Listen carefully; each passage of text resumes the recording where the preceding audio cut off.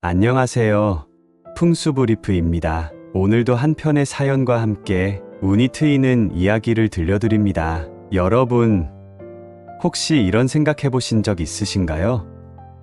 왜 나는 하는 일마다 자꾸 막히고 이상하게 집에만 들어오면 기운이 빠지는 걸까? 혹은 같은 노력을 해도 누구는 잘 풀리고 나는 왜 이 모양일까? 그럴 때 문득 우리가 사는 공간 자체가 나의 운에 영향을 주는 건 아닐까 하는 생각 해보신 적 없으신가요? 저도 그랬습니다. 어느 날부터였는지 기운이 자꾸 빠지고 일이 꼬이기 시작하더군요. 아내도 자식들도 전부 뭔가 마음이 자꾸 불안하다고 했습니다. 잠도 깊이 들지 못하고 아침에 일어나도 몸이 무겁고 그러다 어느 날 아주 우연히 한 지인이 제게 이런 말을 하더군요. 형님 혹시 집터나 방향이 안 맞는 거 아네요? 그 말에 저는 뭐 대수롭지 않게 넘겼습니다. 무슨 터가 문제야. 사람이 문제지라고 말이지요. 그런데 지금 생각해보면 그게 시작이었어요. 사람은 공간에 살고 공간은 사람을 품지요. 그리고 그 공간이 품고 있는 기운이 생각보다 사람의 삶과 운명에 영향을 줍니다. 이게 바로 옛사람들이 말하던 풍수라는 겁니다. 풍수라는 말, 요즘은 좀 낯설게 느껴질 수도 있습니다. 혹은 미신처럼 들리기도 하지요. 하지만 사실 풍수란 아주 오래전부터 사람이 자연과 조화를 이루며 살아가기 위한 삶의 지혜였습니다. 절대 요란하고 허황된 게 아니었습니다. 제가 직접 겪어보니까요. 풍수는 기운의 흐름을 보는 눈입니다. 그리고 그 기운이 잘 흘러가는 공간에서 살 때 사람도 덜 불안하고 덜 피곤하고 무엇보다도 마음이 안정되더군요. 저는 그때 큰 결심을 했습니다. 살고 있던 집을 조금 손보기로 한 겁니다. 돈을 많이 들인 것도 아니었습니다. 그저 집 안의 물건 위치, 가구 배치, 침대 방향, 현관의 정리 상태 이런 것들을 기운이 잘 통하도록 바꾼 것 뿐이었어요. 처음에는 뭐 이런다고 달라지겠어?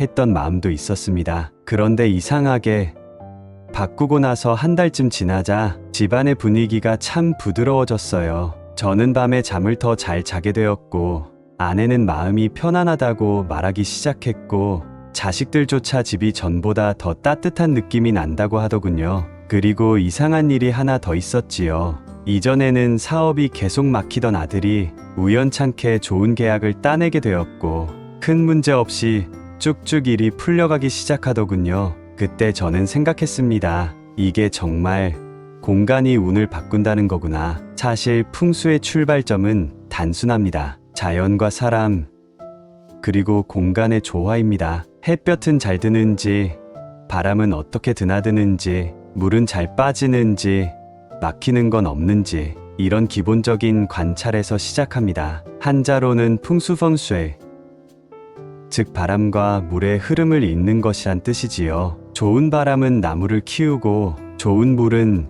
생명을 살립니다. 그 바람과 물이 잘 통하는 공간에 사람이 살아야 산도 기운도 흐름을 탄다는 겁니다. 그리고 중요한 건 이게 무슨 점쟁이들이 말하는 운세의 문제가 아니라 살아보니 정말 그렇더라는 아주 실제적인 체험의 이야기란 겁니다. 저와 같은 경우에는요.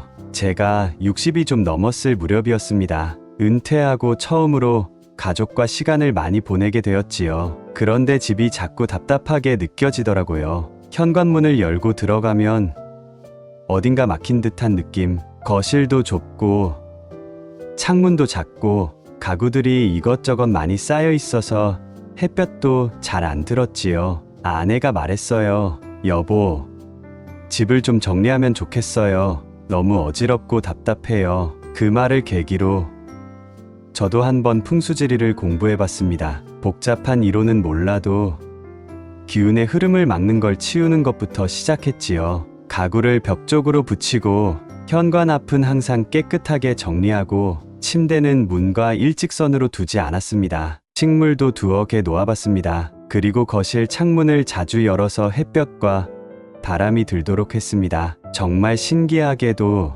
그렇게 바꾸고 나니 저도 모르게 기분이 가벼워지고 몸이 덜 피곤해졌습니다. 아내도 하루하루가 더 편해졌다고 했고요. 자식들도 잘 찾아오게 되었지요. 그 변화는 조용하지만 분명했고, 시간이 지나면서 제 삶에도 작지만 분명한 전환이 찾아왔습니다. 특히 제가 가장 놀랐던 건 침실 구조의 변화였습니다. 침대 머리가 창문과 마주보고 있었는데 풍수에서는 그게 사람의 기운이 빠진다고 하더군요. 그래서 침대 방향을 바꿨습니다. 벽 쪽으로 머리를 두고 문과 일직선이 되지 않도록 조정했지요. 그리고 머리맡에는 편안한 색의 스탠드를 두고 전자기기들을 멀리 치웠습니다. 이 작은 변화들이 깊은 수면, 정서 안정, 하루의 활력을 불러왔습니다. 잠이 보약이다라는 말이 공간을 바꿔보니 정말 체감되더군요. 풍수의 본질은 집을 고치는 게 아니라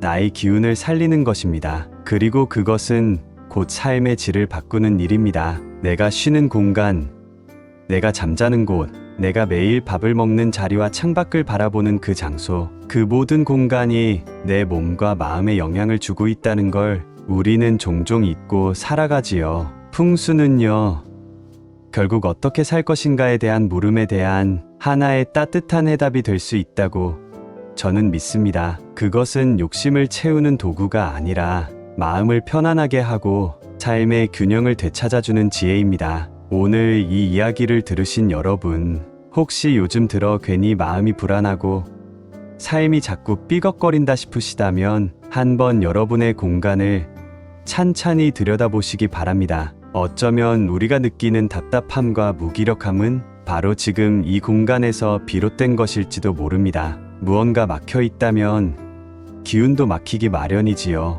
공간을 정리하고 햇살이 들어오게 하고 창문을 열어 바람이 머물 수 있도록 해보십시오. 집 안의 물건들을 조율하고 색감을 부드럽게 바꾸고 가구 하나의 위치만 바꿔도 기운의 흐름이 달라지기 시작합니다. 중요한 건 큰 돈이 들지 않아도 된다는 점입니다. 수백만 원 들여 리모델링을 하지 않아도 단지 마음이 편해지는 구조로 바꾸는 것, 그게 바로 풍수의 시작이고 기운을 되살리는 첫걸음입니다. 그러니까 너무 걱정하지 마십시오. 지금 당장 거창한 무언가를 하지 않아도 괜찮습니다. 오늘 제 이야기를 들으신 여러분께서 작은 것 하나라도 실천해 보신다면 그 작은 변화가 언젠가 여러분의 삶 전체를 따뜻하게 감쌀 겁니다. 그 공간이 바뀌면 나의 하루가 달라지고, 하루가 달라지면 한 주가 달라지고, 그렇게 나의 삶의 리듬이